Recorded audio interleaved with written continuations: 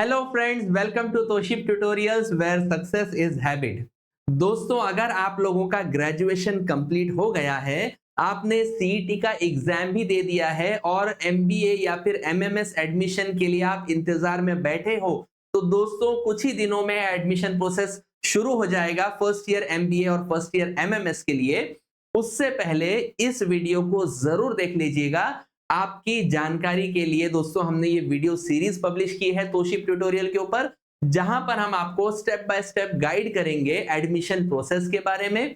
कौन से कॉलेजेस में एडमिशन लिया जा सकता है, कौन से कॉलेज में एडमिशन लेना नहीं पॉसिबल हो पाएगा, एलिजिबिलिटी क्राइटेरिया क्या होता है एमबीए या फिर एमएमएस एडमिशन के लिए, आपको किस तरह का ब्रेकअप यानी एलोकेशन मिलता है सीट्स के अंदर। ये सारी की सारी डिटेल जानकारियां हम आपको इस वीडियो सीरीज के अंदर पोस्ट करते रहेंगे।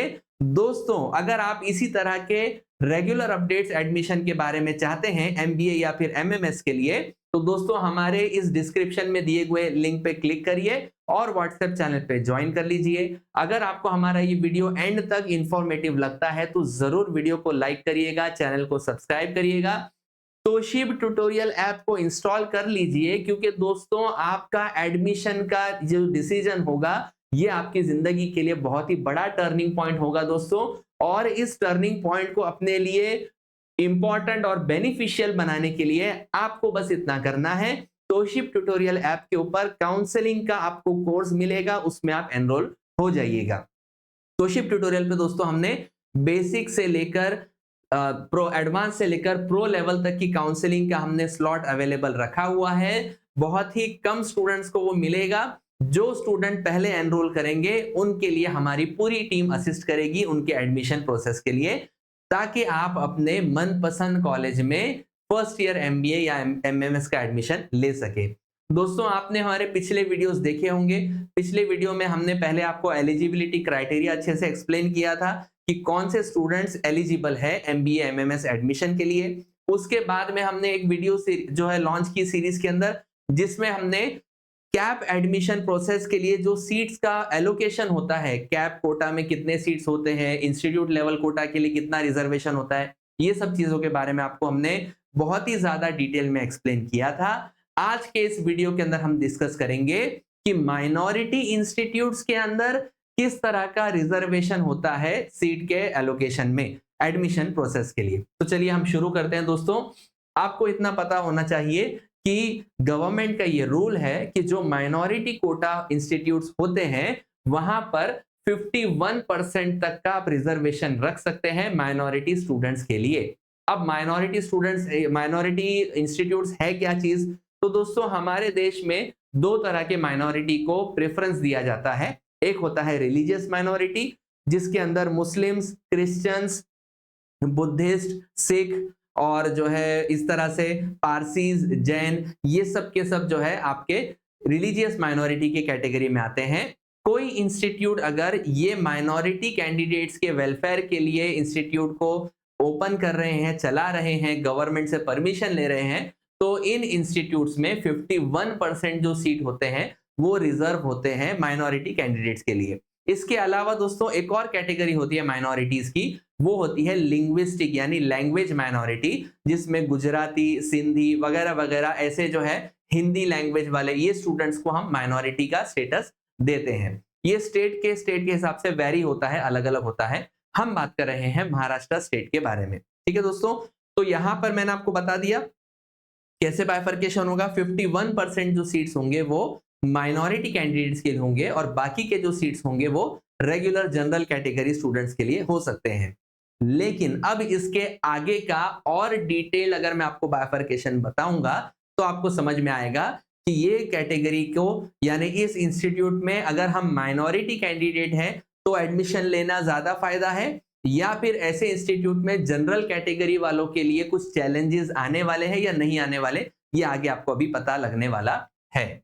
तो दोस्तों, ये समझ लो कि ये जो 51% का जो कोटा है, मैं आपको फिगर में बताता हूं, आंकड़े में बताता हूं। चलो, अगर हमने कोई ऐसा इंस्टीट्यूट कंसीडर किया जिसका सैंक्शनड इनटेक 60 स्टूडेंट्स का है, ठीक है, तो 60 स्टूडेंट्स में से 51% अगर हमने रिजर्वेशन पकड़ लिया तो मानकर चलिए 31 स्टूडेंट्स जो है आपके माइनॉरिटी कैंडिडेट्स होंगे जिनको एडमिशन कंफर्म मिलेगा इस कॉलेज में, और बाकी के 29 जो सीट्स हैं वो आपके जनरल कैटेगरी के कैंडिडेट्स हैं। दूसरे अगर हम पर्सपेक्टिव से देखते हैं दोस्तों, तो अब यहां पर जरा ध्यान से आप लोग समझ लीजिएगा। किसी भी इंस्टीट्यूट में मैंने आपको पिछले वीडियो में बताया था कि कैप के लिए रिजर्वेशन होता है। मिनिमम रिजर्वेशन कितना होता है? 80% कैप सीट्स होते हैं और 20% इंस्टीट्यूट कोटा। मैक्सिमम कितना होगा? 100% सीट्स आपके कैप कोटा में चले जाएंगे और इंस्टीट्यूट कोटा में कुछ भी नहीं रहेगा। माइनॉरिटी कॉलेजेस में कम से कम 80% आपके सीट्स जो है कैप कोटा में जाते हैं। तो ये मानकर चलिए ये पूरा जो सर्कल है ना, ये आपके 100% यानी 60 सीट्स हैं जो आपके सैंक्शनड इनटेक में आते हैं। अब ये 60 सीट्स में से दोस्तों जो आपके 80% सीट्स हैं वो जाते हैं कैप एडमिशन के लिए और 20% सीट्स जो है आपके इंस्टीट्यूट कोटा में रहते हैं। यहां पर आता है आपका ट्विस्टिंग पॉइंट, क्योंकि जो आपका 51% रिजर्वेशन है, किसका 51%? सैंक्शनड इनटेक का 51%। ये जो रिजर्वेशन है ये आपका रिजर्वेशन ऑक्यूपाई करेगा 80% कैप सीट्स में से। यानी ये जो 31 स्टूडेंट्स है ये पूरे 60 के नहीं है, ये आपको 80% यानी जैसे आप मानकर चलिए पिछले वीडियो में हमने देखे थे 60 के इनटेक है, अगर 80% अगर हमने कैप सीट पकड़ लिया तो 48 सीट्स जो होते हैं वो आपके कैप कोटा में जाते हैं और बचे हुए 12 सीट्स इंस्टीट्यूट कोटा है। इसको तो आप बाजू में ही कर दो, ये इसकी कुछ बात ही नहीं हो रही है, ठीक है। हम बात कर रहे हैं सिर्फ कैप कोटा और माइनॉरिटी कोटा के बारे में। तो ये जो 48 सीट्स हैं दोस्तों, इसमें से 31 सीट्स आपके रिजर्व हो जाएंगे किसके लिए? माइनॉरिटी कैंडिडेट्स के लिए। तो बचे कितने ऊपर? सिर्फ 17 सीट्स बचते हैं जो जनरल महाराष्ट्र स्टेट कैंडिडेट्स और ऑल इंडिया कैंडिडेट्स के अंदर बाइफरकेट किए जाएंगे। तो दोस्तों यहां पर जो माइनॉरिटी स्टूडेंट्स हैं उनके लिए खुशखबरी है कि यहां पर उनको एडमिशन लेने का चांस बढ़ जाता है, लेकिन साइड बाय साइड जो ऑल इंडिया कैंडिडेट्स हैं या फिर जनरल महाराष्ट्र कैंडिडेट्स हैं उनके लिए एक बुरी खबर है कि यहां पर आपका चैलेंज और ज्यादा टफ हो जाता है एडमिशन का, ठीक है। तो अगर मैं इसको अभी और प्रॉपर वे में आपको बताऊं थोड़ा सा, तो यहां पर आप देख सकते हो कि 64% जहां पर आपका 80% कैप कोटा है, उस कैप कोटा का 64% गवर्नमेंट क्या बोलती है दोस्तों? 51% माइनॉरिटी को रिजर्वेशन दे दो, लेकिन वो सैंक्शन इनटेक का 51% है। तो इसका मतलब जो उसमें से कैप के लिए सीट्स अलोकेट होंगे उनका 64% जो शेयर है वो माइनॉरिटी को चला जाएगा। अब बचे हुए 36% सीट जो बाकी लोगों को मिलेंगे, तो वो किस तरह से मिलते हैं दोस्तों? 31% जो है वो सीट्स रहेंगे जनरल महाराष्ट्र कैंडिडेट्स के लिए और सिर्फ 5% सीट का रिजर्वेशन बचेगा ऑल इंडिया कैंडिडेट्स के लिए। तो ये है आपका दोस्तों bifurcation for the admission in minority institute. तो आपको ये आई होप समझ में आ गया होगा।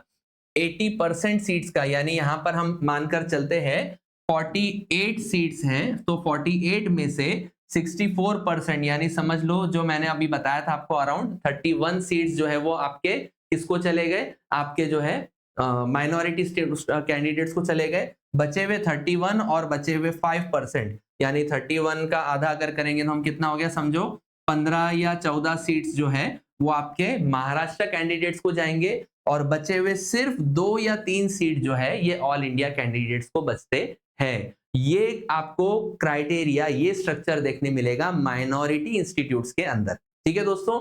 अगर आपको इस बारे में और ज्यादा डिटेल में जानकारी चाहिए कि कौन से कॉलेज हमारे लिए प्रेफरेबल है, कौन से कॉलेज में एडमिशन नहीं ले पाएंगे वगैरह वगैरह, जो भी आपके मन में डाउट्स होंगे, आप अपने मनपसंद कॉलेज में एडमिशन लेना चाहते हो, उसके लिए क्या करना पड़ेगा, कैसे हमको एंट्री मिल जाएगी, क्या रेगुलर तरीके से एडमिशन में एंट्री मिलेगी या कोई खास डॉक्यूमेंट बनाने से कोई स्पेशल कोटा में हमको रिजर्वेशन मिल जाएगा, ये सब जानकारी के लिए मैं आपको बता रहा हूं तोशिब ट्यूटोरियल ऐप के ऊपर काउंसलिंग कोर्स में जरूर एनरोल हो जाइए, क्योंकि ये आपकी जिंदगी का बहुत ही महत्वपूर्ण डिसीजन होता है दोस्तों।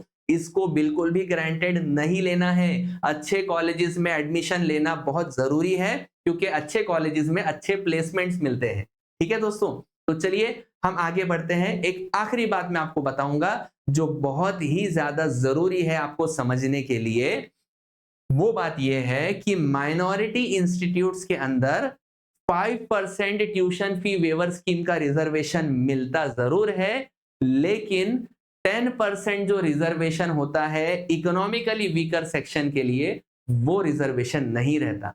क्यों नहीं रहता है दोस्तों? क्योंकि ऑलरेडी गवर्नमेंट से हमने माइनॉरिटी का रिजर्वेशन मांगा हुआ है, तो गवर्नमेंट बोलती है कि एक टाइप का ही रिजर्वेशन मिलेगा।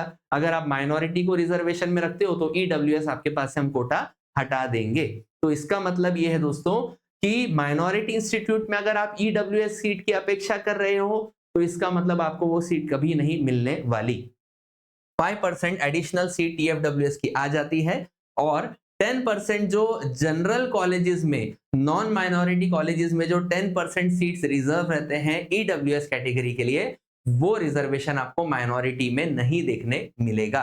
तो अपने एडमिशन का डिसीजन बड़े ही ध्यान से और समझदारी से आप लोग को लेना है। अगर आपको उतनी समझदारी नहीं आ रही है तो प्लीज आप लोग किसी अच्छे प्रोफेशनल करियर काउंसलर से गाइडेंस लीजिएगा और अपने जो है डिसीजन को ज्यादा ही महत्वपूर्ण और ज्यादा आसान बनाइएगा। और उसके लिए ही तोशिप ट्यूटोरियल ऐप के ऊपर हमने काउंसलिंग कोर्स शुरू किया हुआ है। बेसिक, एडवांस और प्रो लेवल 3 लेवल के काउंसलिंग्स हैं। आपको उसके फीचर्स कंपेयर करना है, जो आपको अपने लिए बेहतर लगेगा काउंसलिंग ऑप्शन, उसके अंदर जरूर एनरोल हो जाइए। हमारी एक्सपीरियंस्ड टीम आपके साथ में जुड़ जाएगी। आपके हर एक स्टेप के ऊपर, कदम कदम पर आपको बिल्कुल हमारे तरफ से टेक्निकल सपोर्ट मिलता रहेगा।